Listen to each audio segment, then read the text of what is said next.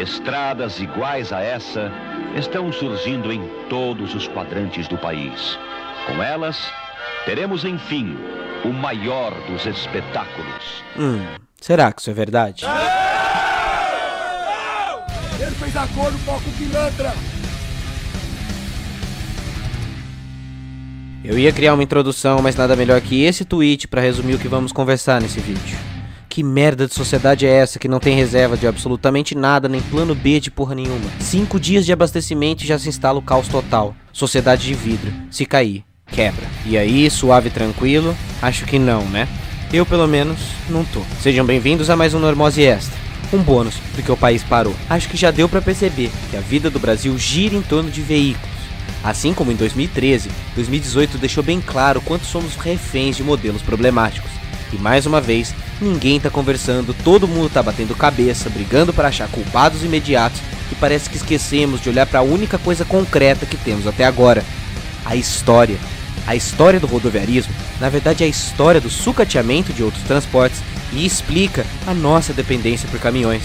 Porque hoje, ninguém tem resposta certeira sobre os próximos dias, mas uma coisa é certa: se a gente não estudar história, vamos cair de novo na cilada, Bino. Então, fica em tela cheia e boa viagem porque YouTube não gasta gasolina kkk. Tudo começou em 1854 com a inauguração dos primeiros trens de Dom Pedro. Calma, trem? Sim, até 1920 o trem era o principal modo de transportar carga e passageiros, mesmo porque era o que tinha, né? Atualmente a conta mudou, mas como chegamos nisso? Como isso começou? É culpa do PT, não é?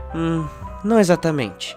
O quadro começou a mudar lá em 1920. Com o presidente Washington Luiz, quando fundou o projeto rodoviarista para promover a mentalidade sobre a força desse modelo. Nos anos 20, WL declarava que governar era abrir estradas, e para alguns historiadores, esse rodoviarismo foi um verdadeiro movimento que congregou legisladores, administradores, empreiteiros, setores militares que começaram a se organizar em nome de uma pauta que até fazia sentido, era uma tendência mundial. Então, desde aquela época, existe uma seletividade em favor das rodovias. No plano de viação de 31, por exemplo, o primeiro projeto nacional para os transportes aprovado, reconhecia-se que a ferrovia, a navegação marítima e a fluvial eram por excelência meios de transportes melhores, pois tinham baixo custo e impactavam menos o ambiente. Em 31 já sabíamos disso. Então por que raios optamos por rodovias? Para além da conjuntura interna, é preciso considerar também opções externas. Havia muito interesse do capital internacional em financiar o modelo automóvel no país. A partir da segunda metade da década de 40, principalmente pós-Plano Marshall dos Estados Unidos, investiu-se em estradas paralelas aos trilhos, para acirrar a competição entre trens e caminhões, em vez de estimular a integração desses dois transportes. Mesmo com a guerra mostrando o problema da dependência dos óleos combustíveis, o lobby dos defensores e agentes de rodovias cresceu no mundo todo em contexto de Guerra Fria. E não é só na política que a briga aconteceu. A luta também ocorreu no campo simbólico, aquilo que Pierre Bourdieu chama de doxas, ou seja, coisas que parecem verdades óbvias ou evidência natural, mas que para a filosofia não passam de crença ingênua a promover o senso comum. É daí que nasce a nossa ideia de que o carro é moderno e o trem é antigo, ou da vantagem dos modelos individuais frente aos transportes coletivos. Em resumo, o carro sempre foi uma questão de status construída. Até Vargas, quando reconheceu o clamor popular pelas rodovias, avisou em rede nacional que o custo do transporte ferroviário era várias vezes mais leve, mas que seguiria os desejos populares se assim fosse delegado. Portanto, os rumos da política de transporte do país foram sempre definidos por grupos de pressão, interesses de montadoras, multinacionais do petróleo e borracha, empreiteiras nacionais e, finalmente, transportadoras. Quando o JK assumiu, ele pegou a política rodoviária já estabelecida e a radicalizou, ampliou a malha rodoviária para atrair empresas internacionais do ramo automobilístico e o seu famoso plano de metas na área de transporte tinha como principal característica privilegiar carros e abandonar o projeto ferroviário. O governo de JK sozinho extinguiu mais de 6 mil quilômetros de trilhos em nome de uma iniciativa de liberdade do carro. E aí, olha no que deu. A pavimentação e construção de rodovias no governo JK aumentou em 124% num ano em comparação com a gestão anterior. Para você entender, esse número com as ferrovias não passou dos 39%. Adivinha, esse processo agravou nosso endividamento externo e a dependência com os norte-americanos. Tá entendendo o tamanho do buraco e aonde ele vai chegar? Bem, é vez dos milicos. Durante o tempo dos gandolas, a política rodoviarista manteve-se a todo vapor com o PIN. 1, 2, 3, PIN. Programa de Integração Nacional, que visava uma maior ocupação do centro-oeste e norte do país por meio de estradas. Então, a ditadura destroçou os trens, promovendo uma política de saneamento financeiro desse setor, gerando um déficit estatal calculado. Os militares se aproveitaram de uma lei de 55 para eliminar de vez a força desse transporte. Isso perdurou até os anos 90, quando a política foi reformulada e criou-se um estado anômico, um modelo confuso que ao mesmo tempo deixava de investir publicamente e não agia frente a incentivos privados. Ou seja, nada acontece, feijoada. Não deu em nada até 2010. No governo Dilma Rousseff, até tentou-se elaborar alguma coisa com o propósito de melhorar o transporte de cargas do país por meio de parcerias público-privadas, mas o projeto foi sumariamente abandonado. O governo Temer colocou há alguns meses uma consulta pública sobre o assunto no começo do ano, e ao que me consta, também já foi abandonada. História tensa, né? E é assim que chegamos na situação de hoje. Se hoje temos uma economia completamente distorcida, é por causa de uma mentalidade rodoviarista construída há 100 anos. Bem, então pelo menos nossas estradas são tops. Já que investimos há muito tempo, pelo menos temos muito pavimento, certo? Errado. Mesmo optando historicamente pela concentração rodoviária, são apenas 211 mil quilômetros de estrada, ou 12% de pavimentos. Isso representa um terço da extensão da rede alemã, que tem um território muito menor do que o Brasil. Então, parabéns para nós. Dependemos quase 70% de um modelo que não tem asfalto. É isso. Se eles param, fudeu, não tem plano B. Mesmo os Estados Unidos, os ultracapitalistas rodoviaristas,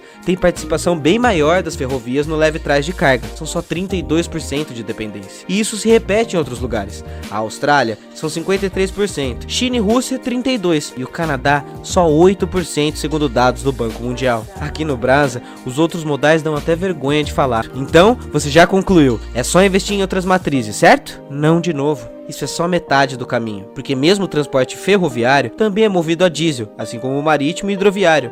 E o diesel não é bom pro planetinha. O mundo já tá discutindo abandonar o diesel faz tempo pelo GNL, o gás natural liquefeito. Na verdade, o país está atrasado num debate de mudança tecnológica antes de tudo. Viu como o problema é muito profundo e complexo, cheio de novas coisas pra gente ficar debatendo a polarização? Claro, apenas caminhões de carga conseguem deixar o produto na porta do consumidor final, então eles são indispensáveis. Mas o que precisamos é integrar. Veja, por exemplo, Bauru. Ao contrário do que aconteceu em todas as cidades do Brasil, Bauru não teve corrida para abastecimento nos postos. Isso porque há muitos anos a cidade é abastecida por trens que saem diretamente das refinarias de Paulínia na região de Campinas. Ou seja, com o plano B, a greve seria efetiva e não teríamos tanto caos como agora. E agora? Perdeu?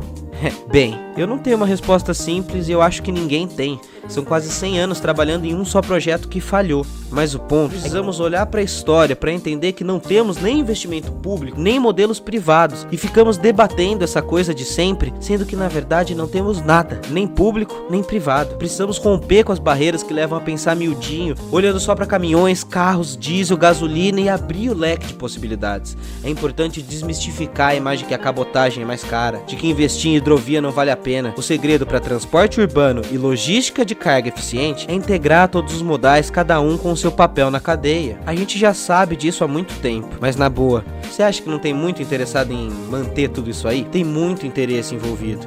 É um negócio trilhardário, mas que tá chegando ao limite. Mesmo que hoje utilize o rodoviário, tá percebendo que o modelo exclusivo falhou. Até quem explora isso percebeu que o país perdeu em desigualdade social e que chegamos no limite. E é agora que mora o perigo e a parte mais importante desse vídeo. Porque nesse momento, quem manda em você já se tocou. Se eles não tiverem posando do lado do povo, o povo vence. A ideia deles é a seguinte: para manter tudo como está, eles vão propor que tudo mude, ou que tudo pareça mudar. Estamos em ano de eleição. Você entendeu o meu recado, né? Bem, no meio das trevas, pra nós eu só espero dias melhores. Porque milhões de animais mortos, pessoas deixando de ser atendidas em hospital, deixando de trabalhar, deixando de estudar, isso não é ideológico, é humanitário. É muito mais do que uma questão de preto no branco. Há milhares de tons de cinza no meio dessa história. E por isso um monte de gente não tá entendendo nada. A gente tá acostumado em reproduzir polarização. E quando saímos disso, ficamos perdidinhos. Bem, se você gostou desse vídeo, explora o resto do canal. Tá cheio de vídeo como esse. toda quarta às 4h20 eu tô por aqui. Então, ajuda aí, pô. Like, inscrição, ativa o sininho pra receber os vídeos, passa o vídeo pra frente na roda com os amigos e ajuda esse canal pequenininho a ganhar cada vez mais espaço na divulgação de ideias fora da normose. Até a próxima quarta, às 4h20. Que as bênçãos do secular Convento da Penha ajudem a concretizar a missão de unir brasileiros.